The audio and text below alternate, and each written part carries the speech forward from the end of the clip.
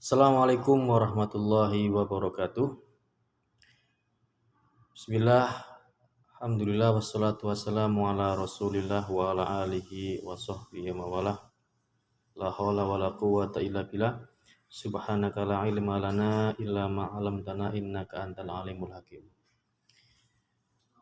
Baik, di sini saya akan menyampaikan materi tambahan di mata kuliah metodologi penelitian dan penulisan hukum di Fakultas Syariah dan Hukum UIN Wali Songo Semarang.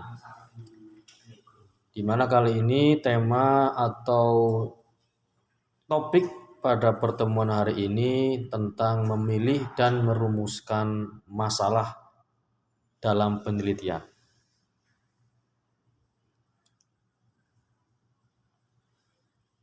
Bagaimana cara merumuskan sebuah masalah yang ideal? Bukan mencari masalah ya. Ini nilai filosofisnya bukan berarti kita manusia itu mencari masalah, tapi ini untuk memecahkan masalah.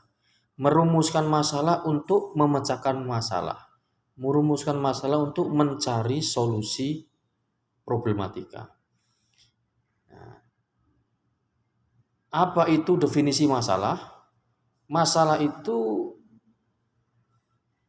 memiliki unsur apa yang seharusnya, yang terjadi antara teori dan praktik, aturan dan pelaksanaan, rencana dan pelaksanaan, pengalaman lampau dan sekarang. Jadi ada gap.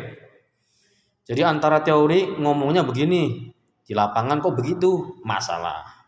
Gitu? Antara aturan begini, pelaksanaannya begitu, itu masalah. Jadi ini perlu adanya solusi. Sebagai peneliti itu harus cermat dan cerdik dalam menentukan masalah. Nah, kemudian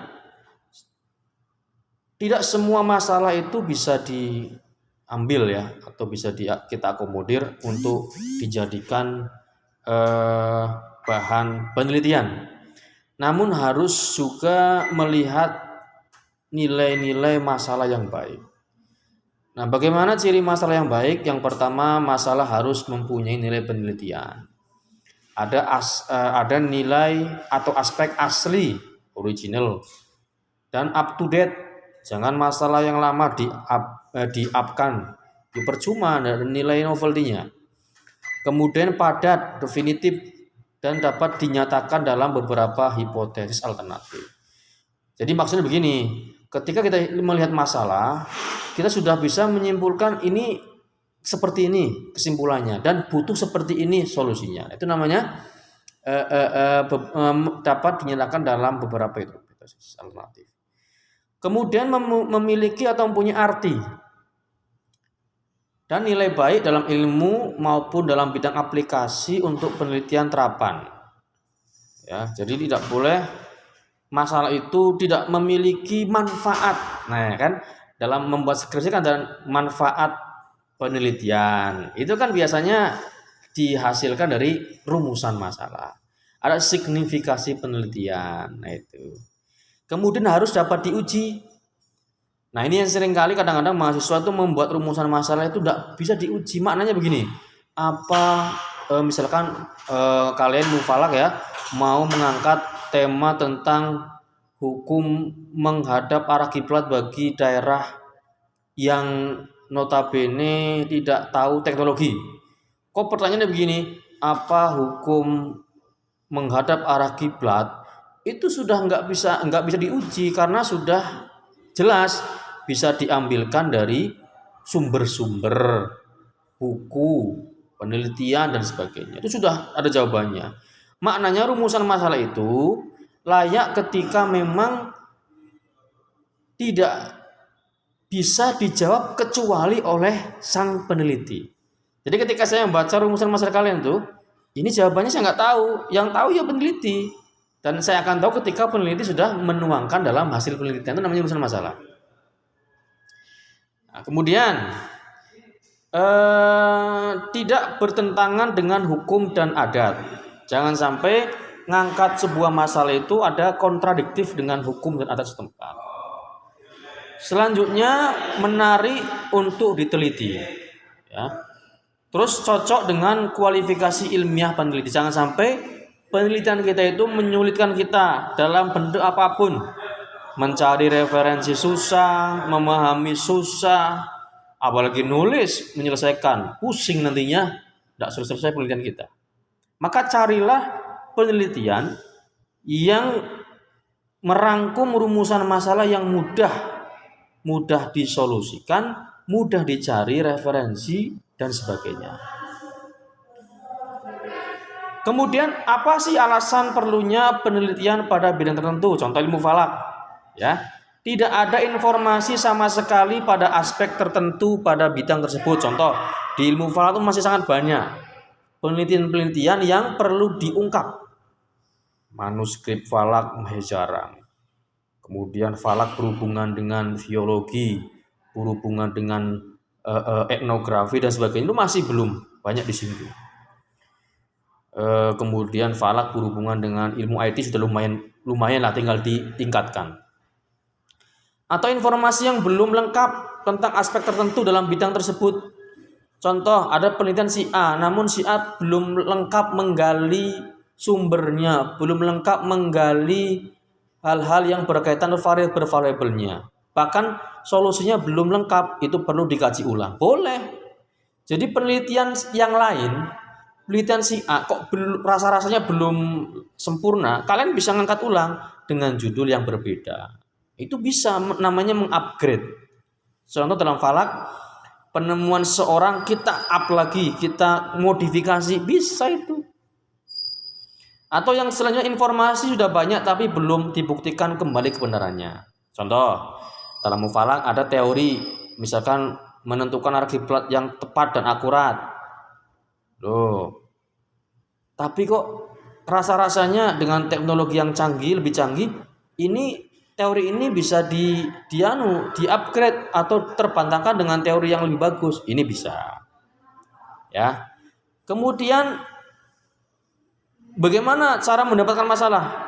Masalah itu dapat diperoleh dari kepustakaan, pengalaman. Maknanya kepustakaan itu semakin rajin baca buku, semakin cepat menemukan urusan masalah. Pengalaman bisa muncul dari pengalaman kalian sendiri, ya.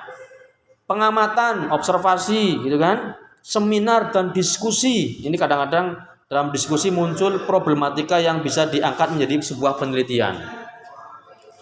Kemudian intuisi. Intuisi juga menjadi salah satu sumber dari rumusan masalah.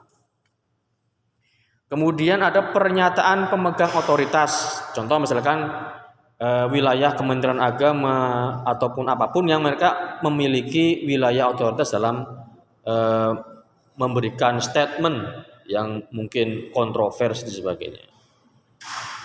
Selanjutnya contoh masalah.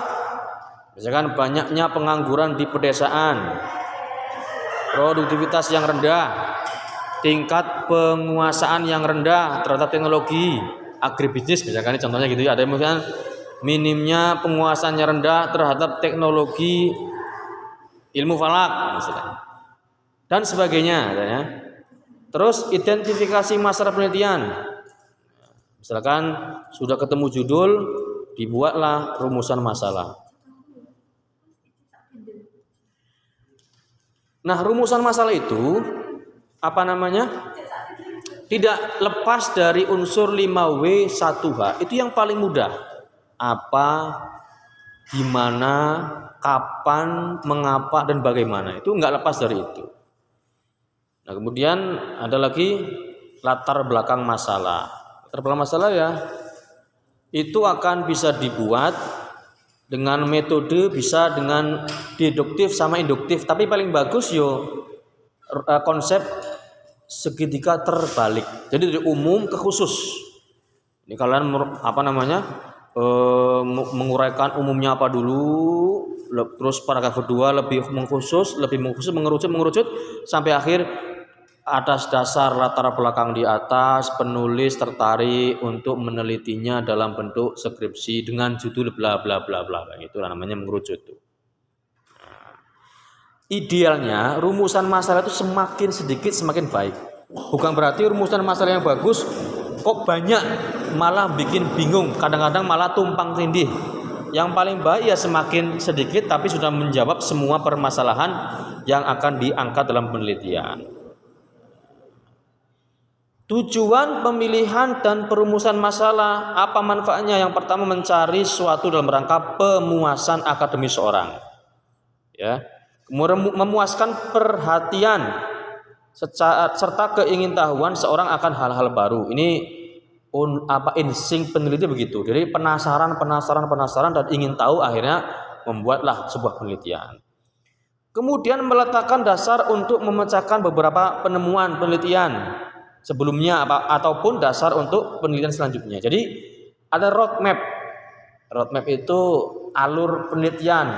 Contoh misalkan ada orang meneliti tentang arah kiblat ya.